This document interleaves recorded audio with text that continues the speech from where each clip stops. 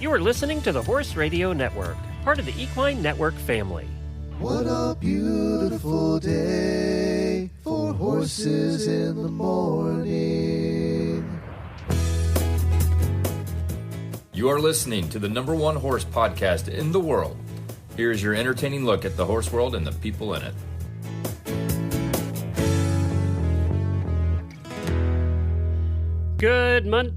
Tuesday morning, everybody. I am Glenn the Geek from Ocala, Florida. And I'm Ashley Winch in Albuquerque, New Mexico, and you're listening to Horses in the Morning on the Horse Radio Network for Tuesday, May 27th, episode 3699 by WERM Flooring. Good morning, Horse World. And this is where we'll make believe there's an opening bumper because I don't have one for Tuesday. So la la la la la. It's Tuesday, not Monday. Thank you for that.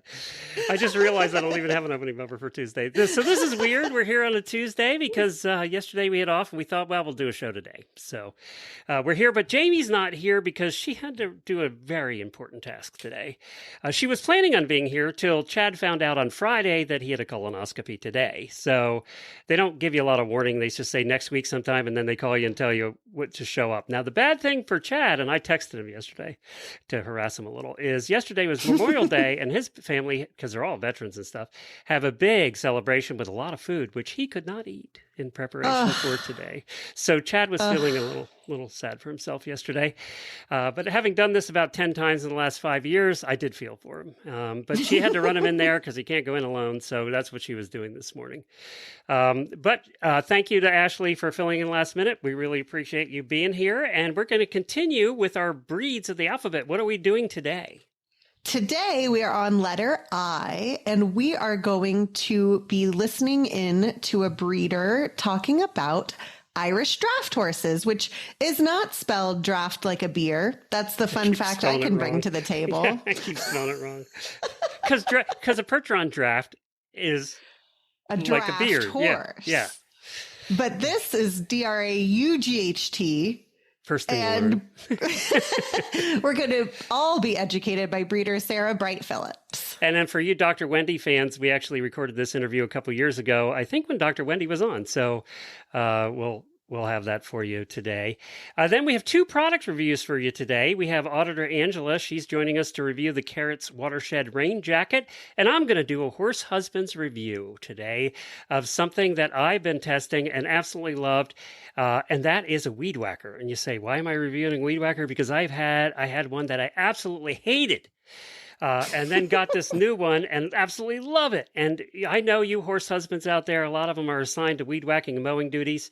So I'm going to do that first today before we even start the show. I'm going to do that. So if you want to play this back to your horse husband or the person who does your weed whacking around the farm, then you can do that right at the beginning of the show. So that's when I do horse husband stuff, it's going to be right at the beginning so you can play it back to them. And then they don't have to suffer through the rest of the show.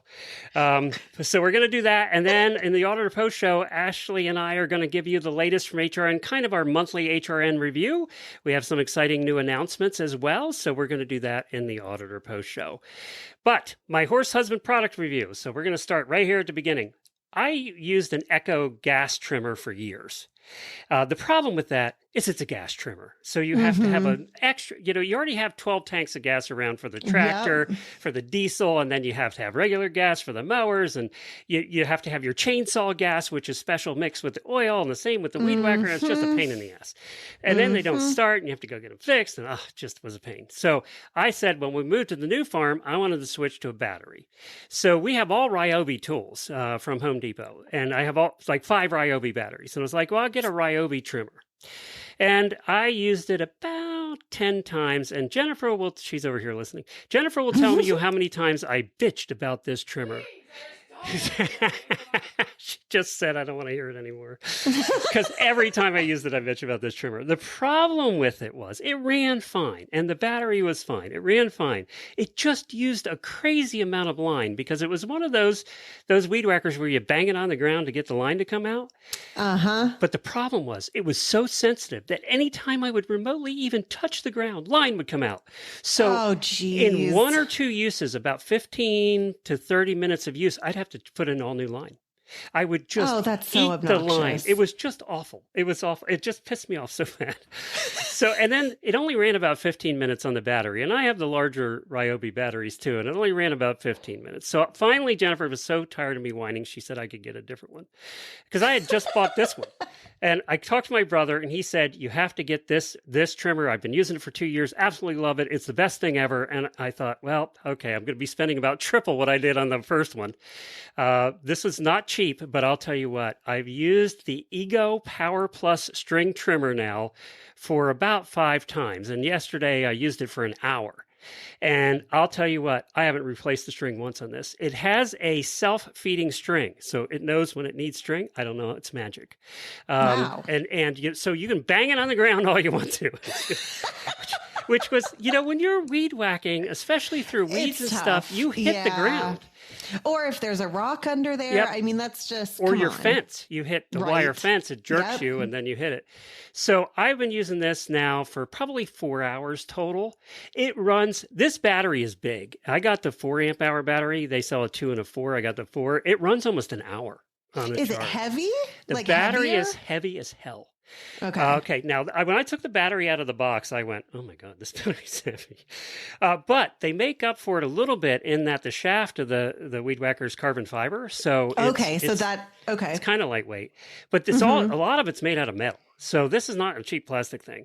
It's a heavy duty. Yeah, it's heavy duty. And I got to tell you, this thing, the auto feed works perfectly. I have not replaced line in 4 hours yet. Still has line left. There's no problem with the bump. And it is powerful. This thing cuts through our thick Florida weeds, the really stringy ones. Cuts through those no problem. I mean, it has 2 speeds too. First speed's just for cutting grass like you're doing around your barn or yard. The second one's you're going through the woods. You're cutting down stuff. And that just speeds it up. And I mean, it speeds it up. It's a lot of power.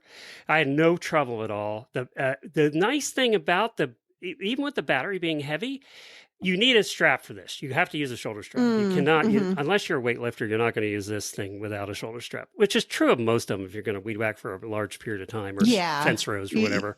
Take care of yourself. Yeah.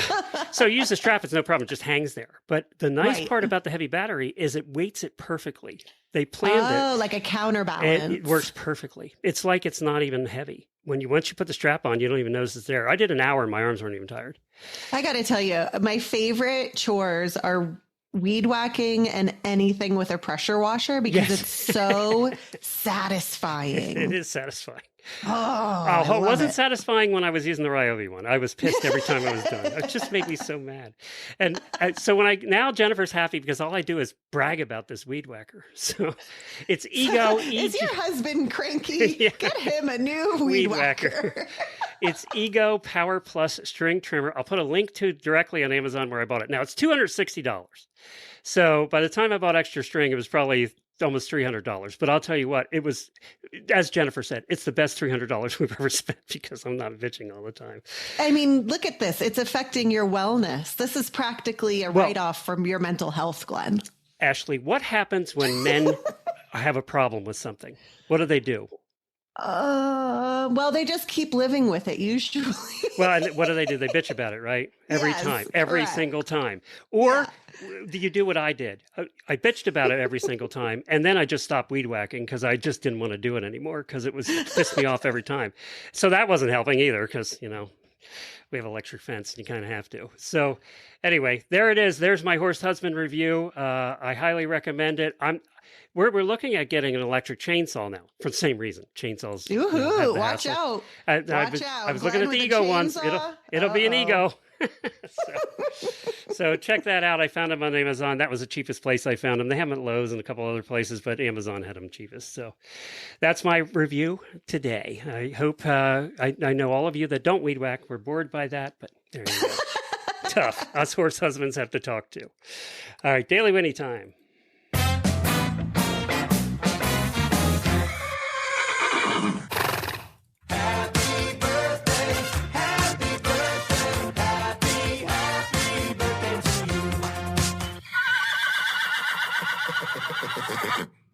So happy birthday to Colt, Claire, Casey, Emily, Shona, and Chelsea. A lot of birthdays in the auditors today. And Emily, I need to talk to you. Emily's our auditor out of Alaska, Anchorage. And Emily, I need to talk to you because we're at the point now where we're all booking flights to Anchorage, and we're going to have a horsey day up there with Emily. So I need to talk to you this week about that. And we need to work out a time so that everybody can book their flights. So if you're hearing this, let me know. I sent you a message too. But happy birthday to all of you. We have a brand new auditor too. I think I have a mother-in-law that's named Alita. This is Alina. I have never seen an Alina. I hope I'm saying that Alina, right. maybe? Alina? I don't know. Alina. Beautiful. Yeah. We're happy you're here. Yeah, we're glad you're here. And, it's a badge of honor if I mispronounce your name. So one of us has at this point. So you're starting out strong. Yeah, you're in good company with everybody else I've mispronounced over the years. All right, your turn. For my Daily Winnie, I was really excited to see one of our hosts, Reese Koffler-Stanfield, had shared on Facebook that Nicole Babbage-Morin of Quebec is the recipient of the first ever Philip Parks Memorial Coaching Scholarship. Aww. So you guys might remember we lost Phil, is it 2 years ago now? Yeah. Golly. He was the co-host for over a decade of the Dressage Radio Show. And we just wanted to highlight the good that is still coming from Phil. So just wanted to take a beat and say congrats to Nicole. And we love that Phil's still out here sending out good vibes and helping people. This made me so happy when I saw it. And I know some of you donated to his Memorial Coaching Fund. So we appreciate that too. We miss Phil. His birthday was 2 weeks ago, I think. And I talked to Reese that day. And, Reese is still having a hard time with this because they were best friends forever. Mm-hmm. Phil was Reese's coach. And of course they had done hundreds and hundreds and hundreds of episodes of the Dressage Show together every week. I have Phil's. I'm happy to report that I had planted the 3 orange trees for my 3 friends that have died, Phil, Lee, and Neil, and they're all doing great. And a matter of fact, who is it? Lee has like 5 oranges on him growing. So look at him. Yeah. We love it. So every time I go to the barn, we actually pass the memorial trees. We planted them between the barn and the house for that reason. So I love that. I got to get my little plaques made. I'm going to get little plaques made. And now when we eat oranges, we'll think of those guys. And they all liked oranges, so that'll make them happy. So, we got to talk about WERM here before we get to our first guest. WERM Flooring, of course. You know what? Your flooring in your trailer is pain. You have to pick up the mats. You have to clean underneath. At least you're supposed to. Nobody does it. Nobody does it enough like they're supposed to. We usually did it once a year. You're supposed to do it like once a month. And that's why WERM Flooring came into being. They rip your mats out and they put this rubberized flooring directly over your floor. It stops it from leaking. You don't have to worry about cleaning underneath the mats anymore. You just hose this sucker out. And it's sealed. It's maintained. It protects your floor so you don't have to worry about that. It's slip resistant. It also it kind of has a barrier between the ground and your floor, so you don't have to worry about stuff coming up through either. And you don't have to worry about the aluminum degrading. It protects that. They can actually put this over wood too. It depends on the quality of how good the wood is. Like it's already rotten, that's a problem. But you can call them and find out today. Jamie had this done for her trailer. You can find out there's dealers near you and how much it costs and all that stuff at wormflooring.com. You can get a multitude of colors too. They have a lot of different colors. That's what I was going to say. Yep. You guys, every color, purple, green, orange. It's so fancy. Poop brown. You can get a poop brown if you want to be boring. So WERM Flooring, WERMflooring.com to find a dealer near you. It's time for Breeds of the Alphabet. From Arabians to zebras, we take you on an adventure, highlighting a breed for every letter of the alphabet. Can we do it? Stay tuned in 2025 and find out. That's right. We are making our way through the alphabet thanks to Ashley's hard work. I know this has taken... I think this was your idea in the beginning, wasn't it? Breeds of the alphabet? No, Glenn, it's your idea. I keep trying to blame Ashley. Thanks for that. I know she's had a tough time getting through some of the letters here. Hey, But our auditors have been a big help. When I get stuck, I post something in the auditor room and somebody always thinks of something. Even if they're creative, they still work. well, one of the breeds that's been very popular here lately in a bunch of different disciplines is the Irish Draught. And Dr. Wendy had Irish Draughts. And that's the one we're going to talk about today. And we're going to be speaking to breeder Sarah Bright Phillips. And actually, we did this interview a couple years ago. This is one we picked up from the past. But she was such a good interview, we thought it would be a good representation of the Irish Draught breed. And here you go. Well, our next guest is Sarah Bright Phillips of Bell Tower Stud in England, and she and her husband Tony are some of the top Irish Draught horse breeders and handlers in the world. So welcome, Sarah. Hi, Wendy. Thank you for your enthusiastic introduction. Well, you are. You're like big time. That's kind of you to say. It's a small pond, kind of. So, Sarah, tell us a little bit about your farm and what you guys do over there and about your stallions. We currently we're standing 2 stallions this season. We have about 9 or 10 horses on the farm. We have all purebred Irish Draughts, except for we bred our first British bred sport horse foal this year. The rest are all purebreds. So we have a small band of mares, a small group of stallions, and we breed a bit ourselves, but we mostly serve outside breeders. Oh, that's great. And so the reason why we wanted you on the show today is because Jamie is experiencing some training issues with the crossbred Irish Draught. So we wanted to talk a little bit about the Irish Draught breed. So that she can get a little bit of a sense of everything about it. And we have a lot of auditors that also love the Irish Draughts and the sport horses. So what initially brought you to the breed? Wendy, I think it was you. It was you. I met you when I was still in college, and you had Irish Draughts. You had 2 purebred Irish Draughts, I believe. So that was my first experience with Irish Draughts. And that was your first Irish Draught experience?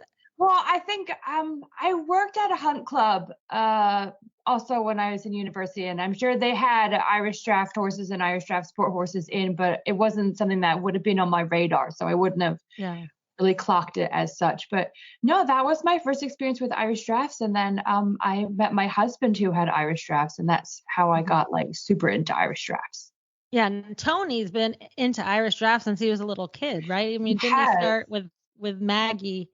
Yeah, he started when he was 11 because he's old and they could start working at a young age when he was a lad.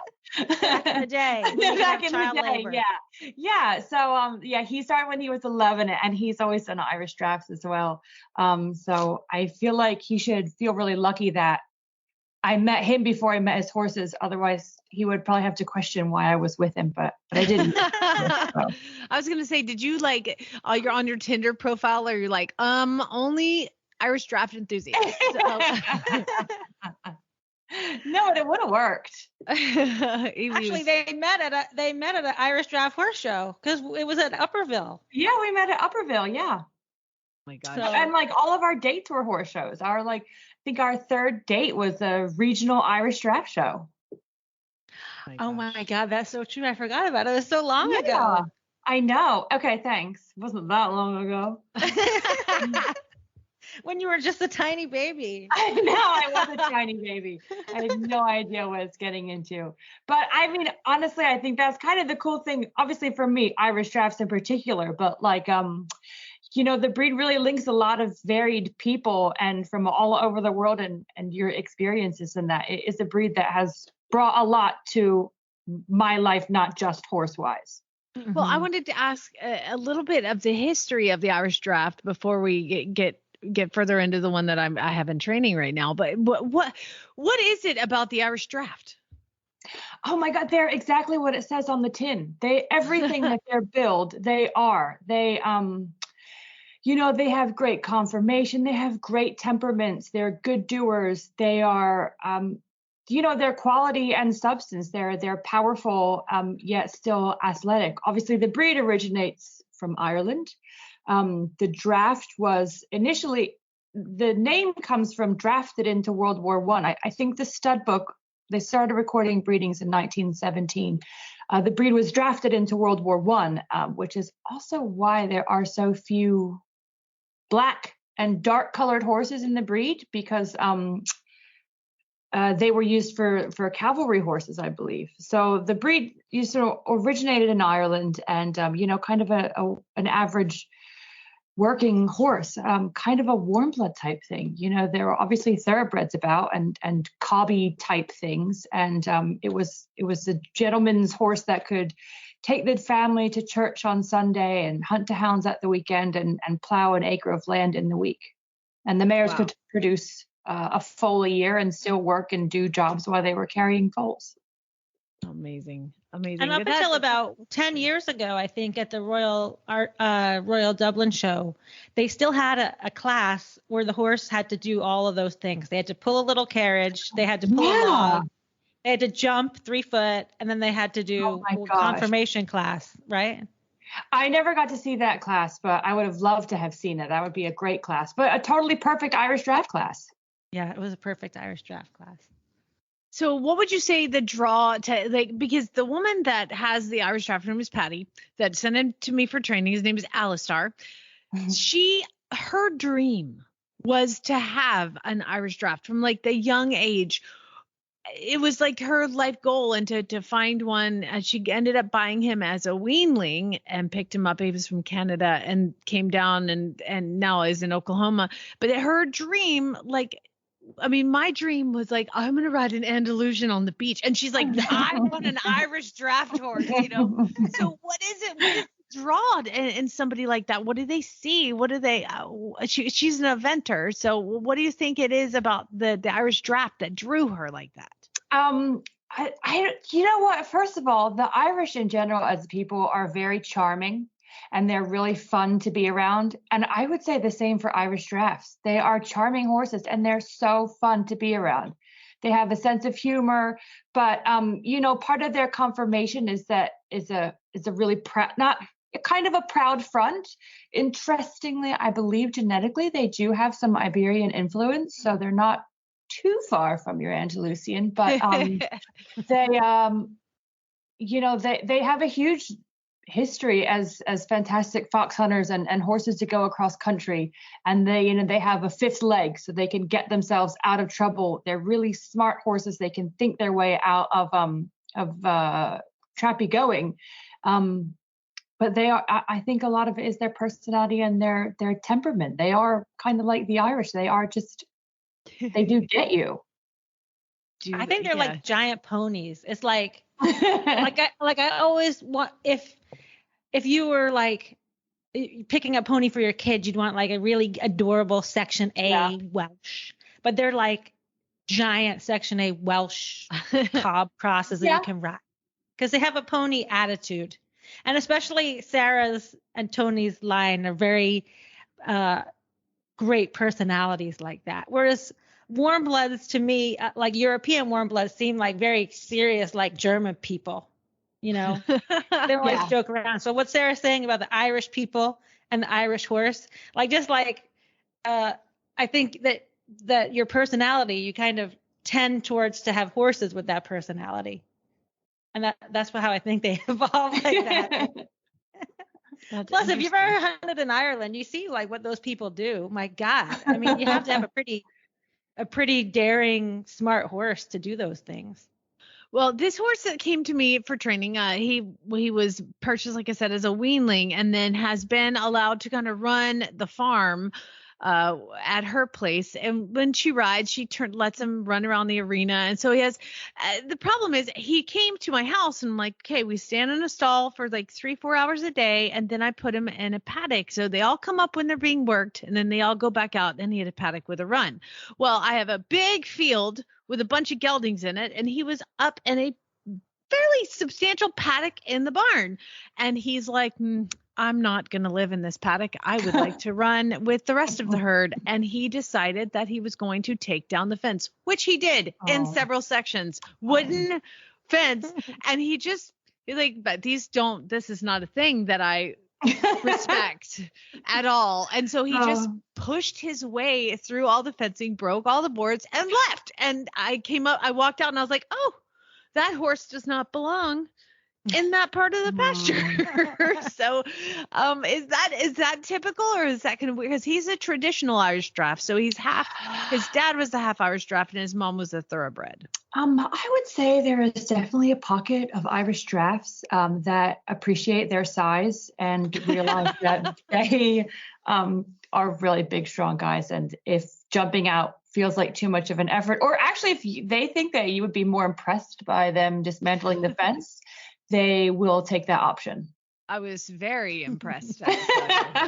Very impressed. Now, the other thing that I have is Alistar is very, very kind, very sweet, very all the things that you're saying. And he is very much a large pony, Wendy, because now I've never been able to sit on a horse so quickly that came to me. I mean, on day one, I put the saddle on him and he'd never had a girth on or anything like that. And every single thing that I have done, he's like, oh, okay. Like, has not cared. I mean, so many of the horses you put that first girth on and they're like, oh my God. And he's like, okay. And then I have a giant teddy bear that's like the size of two humans, and I throw it up on him and I tie the teddy bear to the surcingle and they ride around with it. God. And he was like, okay. So there's a giant bear on my back. I don't care. I love that you have a teddy bear for your training equipment. Yeah, we call him, his name is Buck the bear. And he is the first rider on all of the horses because I'm old and I don't want to do that. So Buck gets on him and no problem. He's like, oh yeah, there's a bear on me. Then put the first human on him. He's like, okay, totally cool. Bridle, put the bridle in. Okay, this is the thing now. And now he's like, okay, you can get on me. I can put him in the cross ties. He's been here like 10 days. I put him in the cross ties. I fully tack him up and walk him out and get on. Here's the problem. I would like to not move. I'm fine with you sitting on me, but I don't really want to go forward. So now we're moving forward, and now we're moving forward at the trot in the round pen with somebody on the ground. But then we put him in the big arena yesterday, and my rider asked him to go, and he's like pins his ears and like kicked at his belly. He's like, no, I'm not moving. I mean, I always win, but like, how can I make that win more his decision than mine? Wow, Jamie, that's a great question. And I actually, everything you've described like many an Irish Draft owner is going to be nodding their head and saying, my horse is exactly the same way. Like, as far as the backing, that is really common. They have that temperament. They just accept things. They're trusting, they're confident. They take that for, this is probably going to be fine because like, I know you and trust you. But I just, how old is he? Is he just 3? He is going to be 3 in May.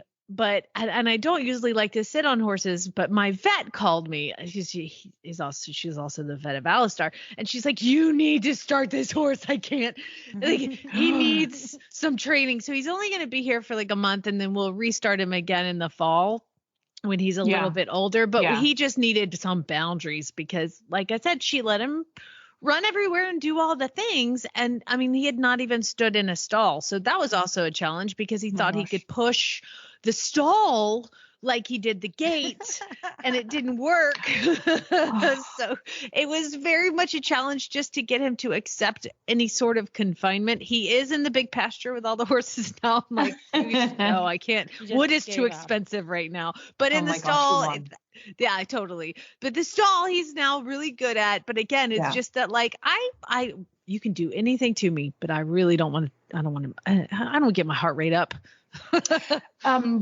I do think actually it is sort of a draft thing as well. They like to be out. I mean, once you have as many buttons as you feel like you need in the arena, he's going to want to be out with friends, just like any other normal horse. But, a warm blood or a thoroughbred, they're a little bit, Irish Drafts have an independent streak.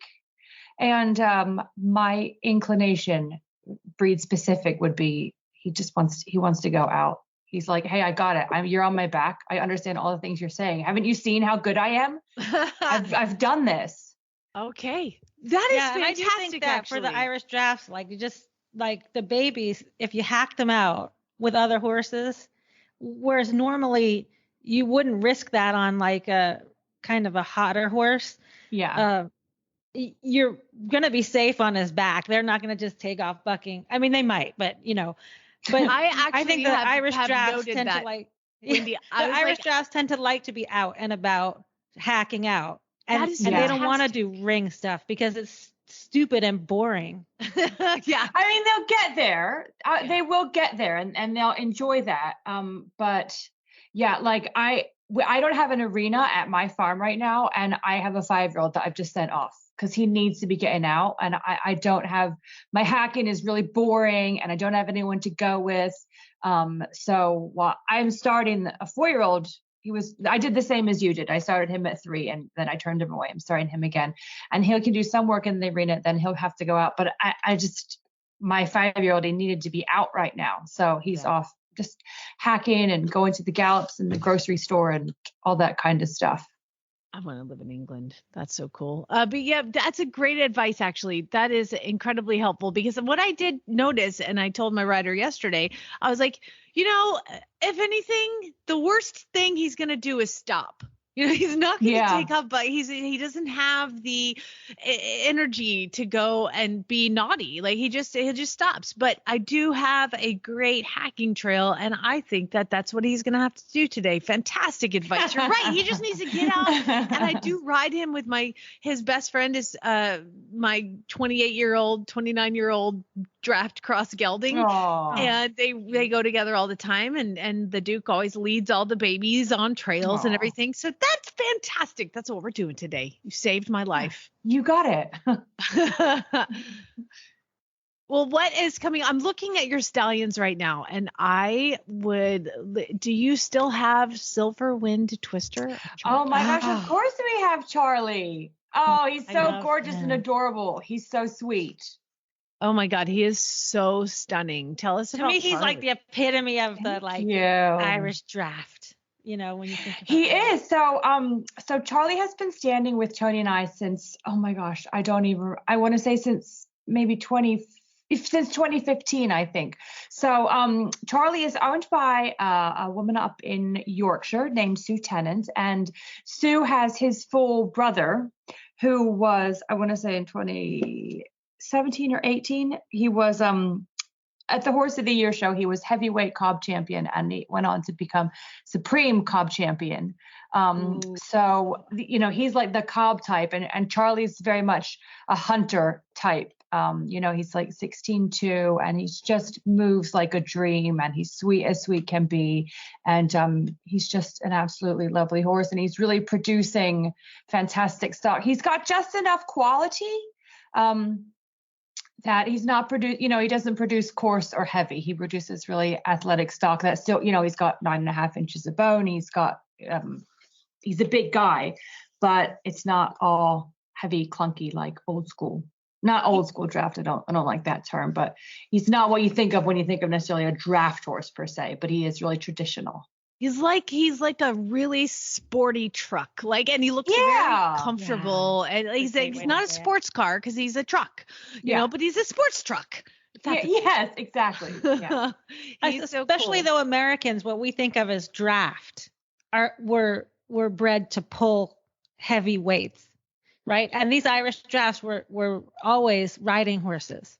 First and foremost. It's really interesting, just real quick, I don't mean to be going too strong of an Irish draft tangent, but the US doesn't have showing classes the way here there are weight classes. When I say weight, I mean there's hunter classes that are divided into how much weight the horse would carry. And it, kind of goes in like Welsh's by size, but there are weight classes in hunters, and then there are cobs, and there are riding horses, and they're all a slightly different type.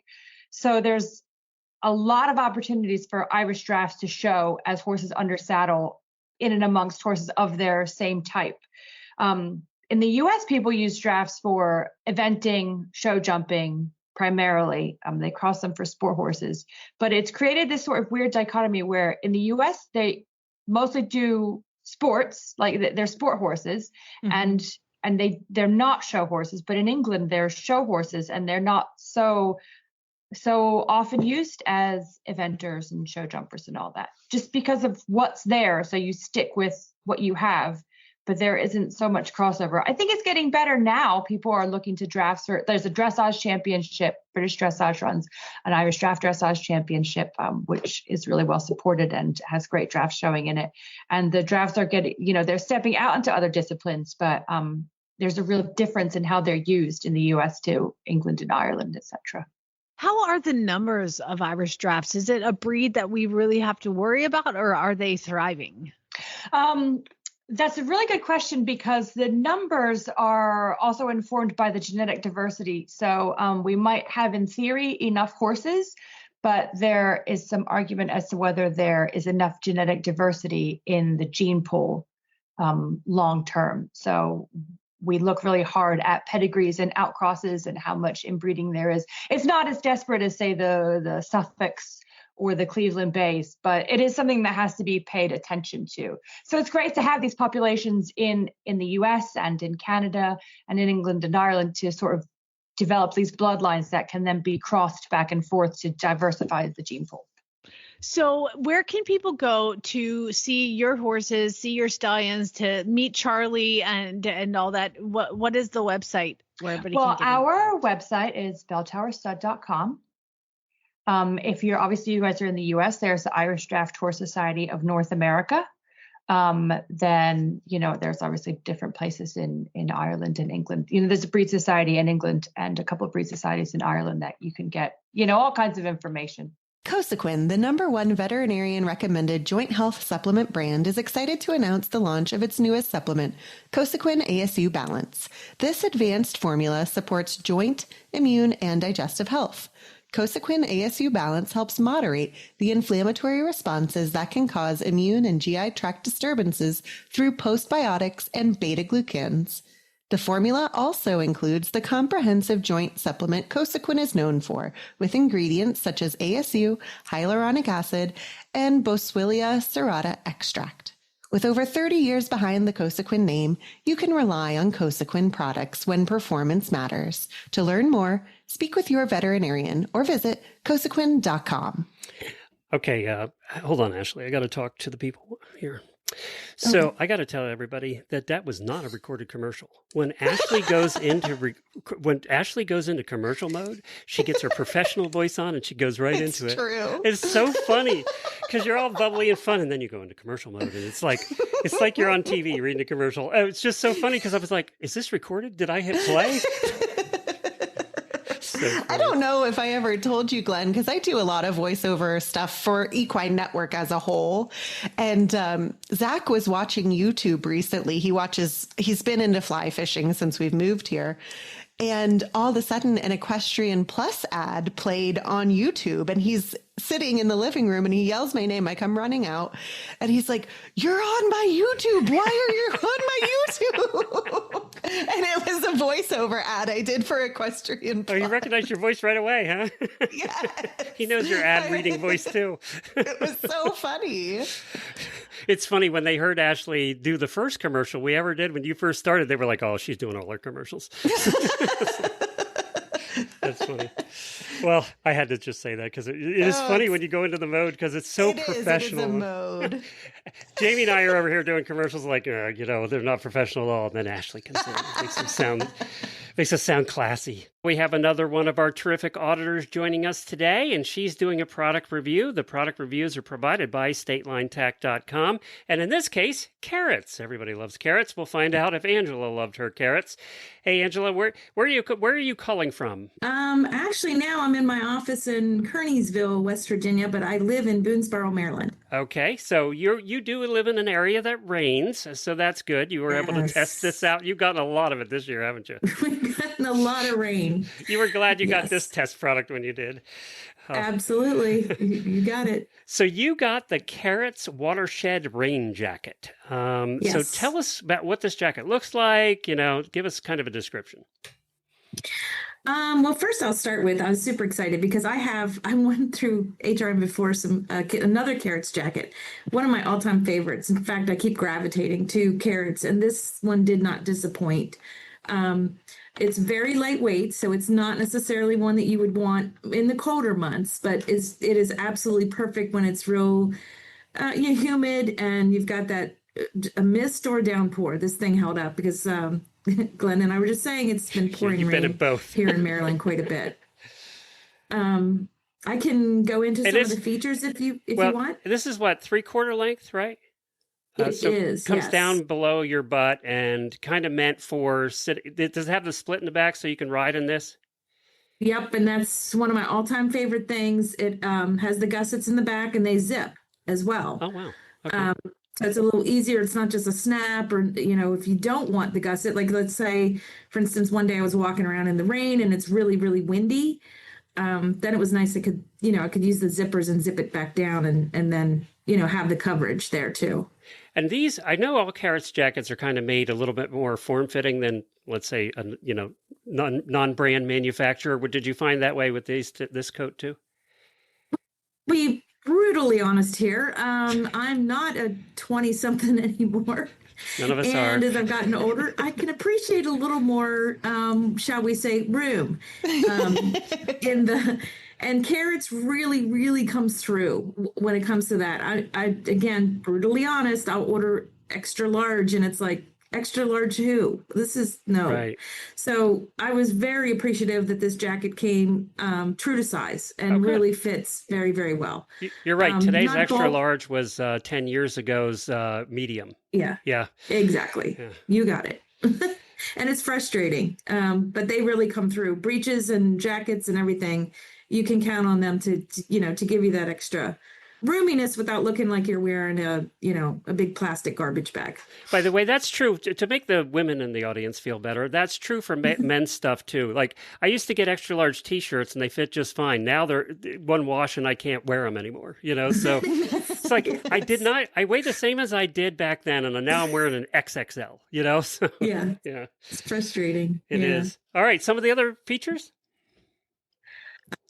Well, I always like anything riding wise, please have a zipper that comes up from the bottom because it's the same as the gusset principle in the back, right? Mm-hmm. It's nice that, you're over the saddle. If you don't, then it just, bunches up there and it's uncomfortable and doesn't work well. And I also like it because when I'm driving in the car, same thing. I like to use that bottom zipper. So that's another thing that I really value when it comes to coats and sweaters and all kinds of things like that. The hood, you can, a lot of these coats have it, and this one does. You can either use the hood or you can roll the hood up in a little, place in the back of your neck there so that it's not in the way. Does this hood have the little extension in the front that kind of covers your helmet if you had your helmet on? Oh, let me look. I brought it with me. I know some of Kerrits' hoods have like a little lip that would come over where your helmet lip would be. It doesn't have that, Glenn, but it's a pretty generous hood. And then, of course, it also has the drawstrings. Oh, good. Okay. On it. So you can pull those around. So it has the drawstrings. And what's nice, it has a drawstring. It's hard to explain. At the hood, but then also another piece down below. Because sometimes when you pull the drawstring, now you got this big gaping hole at your neck. Yep. So this actually has an extra string that you can pull. It's that's elastic. To kind of close that up too. They've covered all my primary complaints about Well, good. Well, the big question is, was it waterproof? Say again, sorry. The big question was it waterproof? Yes. Oh, yes. Yeah, I mean, and I wasn't surprised because, like I said, I have, 3 of their coats. One is like ankle length, really long, and I think they must do this. They seal the seams, I think is what they call it. And yeah, definitely waterproof. Well, that's fantastic. And then the other place that always gets you when you're riding, especially and it's raining, is in the sleeves. Do they have the snap at the sleeves so that you can close up the sleeves so water doesn't run down your arm? Yeah, they do. I think it's either 1 or 2. I'm looking. Yeah, they have the 1 snap. I couldn't remember if they had 1 or 2. Which is also nice for those of us with short arms. Yeah. Nope, I'm sorry. 2 snaps. Oh, good. So okay. For those of us with short arms, then that way it's a little easier to roll it up if I need to and keep it in place. Okay, so was there anything you didn't like about it? Actually, no. I got the orchid and it's very pretty. Oh, so they're kind of purplish color? It's like a light purple. Yeah, very subtle. So it goes with a lot, really, color-wise, if you're trying to be matchy-matchy.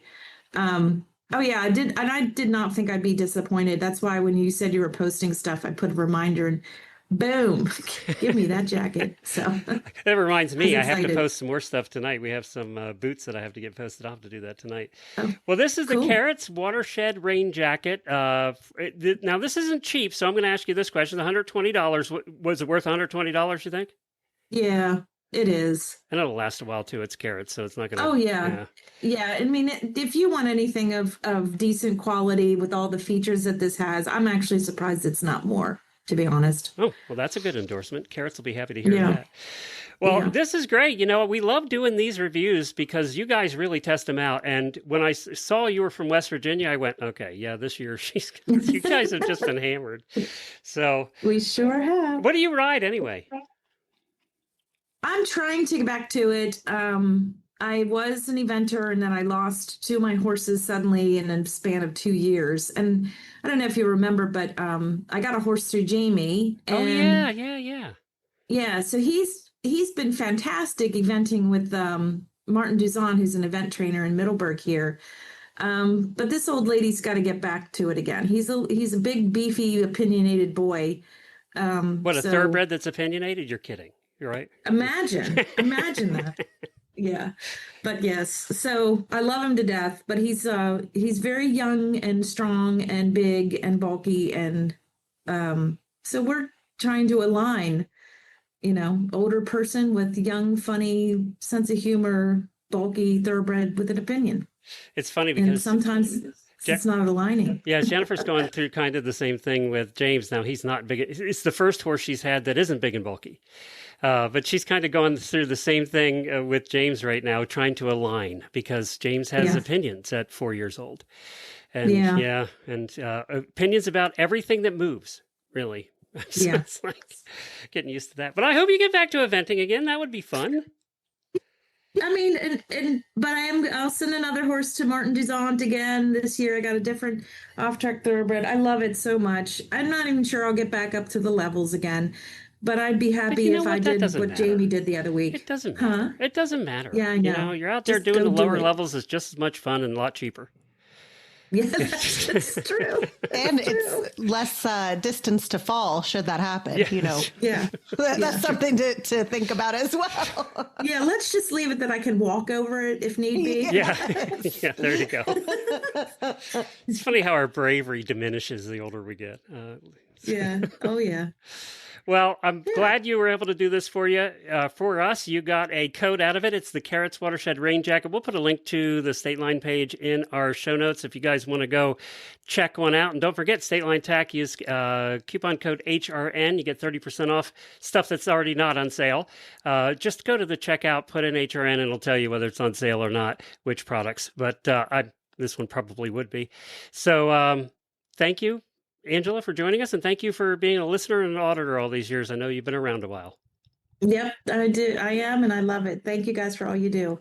Talking to Angela, who, by the way, did a great job with that review. Terrific one. You can tell she's listened to a few of them over the years. This reminded me that if you want to have the opportunity to do that kind of thing and be kind of an insider with everything we do here at Horses in the Morning, then just become an auditor. Go to horseradionetwork.com, scroll down on the middle page, click on the auditor banner, and for as little as $3 a month, you too can join the party. It's a donation basis. You can donate whatever you want. Some people do 3, some do 5, some do 10 a month, depending on, it's kind of your way of giving back, and then the hosts split that.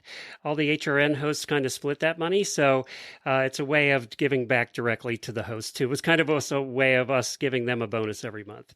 And let me tell you, you can also gift being an auditor to your friend, mom, dad. I did it to my mom for Christmas, I think 2 years ago, and she loves it. So you can also, if you don't know what to buy someone, give them the gift of being an auditor. Hi, Mom. So I wanted to talk to you about one other thing. We've been talking about Spalding fly predators a lot because we got ours in, and we've been just chatting about watching them hatch and do all that because it is kind of fun to wait for them to hatch and then. It is. It's like a science project when you're little. It's an event. It is. It brings out the kid in you. Is what it does. Yeah, like remember ant farms? I feel like it's like that kind of vibe. Yes, a little less creepy. So we put ours out beginning of last week, and over the weekend I was cleaning the stalls and I was was doing we have some dry paddocks right outside the stalls. I was doing those, and we've been inundated in flies. And I was doing those, and all of a sudden I realized there were no flies. It just dawned on me, it's one of those things that it sneaks up on you. You put them out and you forget about it. And then all of a sudden, about a week or two later, you go, where are the flies? Our flies have been reduced 75%. Oh my gosh, that's amazing. In the barn, around the barn, on the horses, 75%. And we did because we have a manure pile too, a compost pile, but it's about 100 yards from the barn. So she said, put it around the barn, all the areas around the barn where they poop. Even if you pick up the poop, put it where the poop was. She said the poop doesn't have to be there to put the little predators on. So that's what we did, spread it around the barn. She said, then put some around the manure pile also. So we did that also. And I'll tell you what a huge difference. And it hit me. I wasn't even thinking about it. And I was going, well, I don't have flies all over me. This is weird. Yeah, no, and then I went, wait a minute. We did the fly predators last week. So it's kind of cool that, you forget about it and then it just dawns on you there's less flies. Well, and that's fast too. Yes, it was fast. And then we also started using, as Jamie said, they sent us, we didn't even know they had fly spray, and they sent us some of the fly spray. And then Jennifer loves it. That's all she uses now. So Spalding, good job. Good job, Spalding. Yay! You can find those at spaldingflypredators.com. Just head over there. There's a 10% discount coupon too. It's HRN10. So you get 10% off your order, HRN10. Well, that's it for today. Don't forget, it's National Grape Popsicle Day. When's the last time you had a popsicle? That's been, for me, probably 20 years since I had a popsicle. You know what's so funny is actually we had popsicles this weekend, and Really? Levi had his first popsicle, and it was a grape popsicle. So And he wore most of it? We're on. It broke in and so it was just like the little stubby part on the popsicle stick, and that worked out great. He was very confused every time he'd put it in his mouth because it was cold, but it was all so sweet. So he just made the funniest face every bite. And he kept going back for more. I'm like, well, I think he likes it. I don't know. And then she took the sandblaster to clean it off his face. We were in the pool, so whatever dripped off we were safe. All right. Have a great day, everybody. Jamie will be back tomorrow. We'll have another show for you. And don't forget, auditors, hang on. Ashley and I are going to get you kind of the monthly report here. Instead of doing a separate episode, we'll just put it here, seeing Ashley's here anyway. Saves her some time. And we appreciate you listening to our nonsense. We'll see you all tomorrow. Send your weird news to weirdnews@horseradionetwork.com.